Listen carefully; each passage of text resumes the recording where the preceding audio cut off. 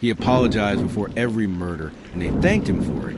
He knocked on the door, smiled, and apologized before stabbing you to death. No mask, no rage, no warning. He was calm, polite, even charming, and somehow victims liked him. This isn't fiction. This is the true story of a killer, so disarming. People said thank you before they died. How? Meet Charles, the gentleman killer Lamont. Not his real name, but based on multiple real-life cases combined for dramatic accuracy. He wore a suit, always smiled. He brought tea to his victims, then brought terror. But here's the twist. He never shouted, never broke a sweat.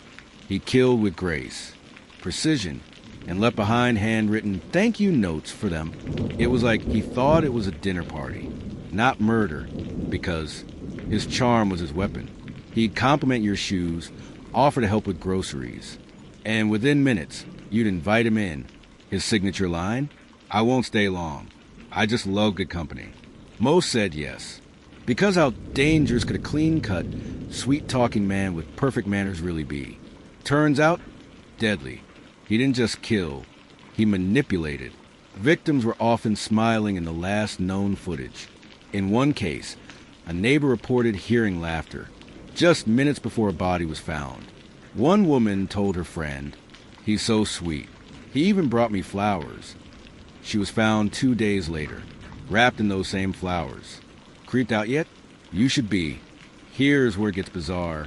He'd apologize during the act. Literally whisper, "I'm sorry. You're just too kind. But this has to happen. Let me ask you this. If a stranger knocked, smiled, and offered you free coffee, would you invite them in? Comment yes or no down below. Don't cheat. Be honest. Because most of his victims thought the same thing. He seemed so normal. One survivor said, "It felt like he was doing me a favor. I didn't feel fear until I woke up tied to a chair."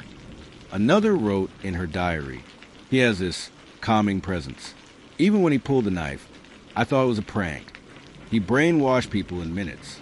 His trick? Eye contact, compliments, and never raising his voice." Psychologists call it predator empathy projection, the ability to reflect your emotions back at you. So when you're scared, he looks scared too, like a mirror, but inside he's planning your end. Now here's where things go off the rails. When he was caught, he got fans, like actual fan mail, letters from women saying, "You're too kind to be evil. I believe you're misunderstood." Some sent money. Others sent love notes. One woman proposed marriage. He said no politely, because apparently, even behind bars, he had standards. His downfall? His ego. He left handwritten poems next to each victim. And one line gave it away. Even death deserves dignity. A forensic linguist traced his style to an online poetry forum. They found his IP address. He was arrested wearing a bow tie, still smiling, still polite. In court, his lawyer said, "He's too polite to be dangerous." The jury took 11 minutes to convict. Death penalty. His last words, "I'm truly sorry. Thank you for your time." If this blew your mind like the video, hit subscribe, or the next charming stranger you meet might not be so charming. And tell us in the comments, would you have let him in? We're pinning the spiciest answers backhand index pointing down.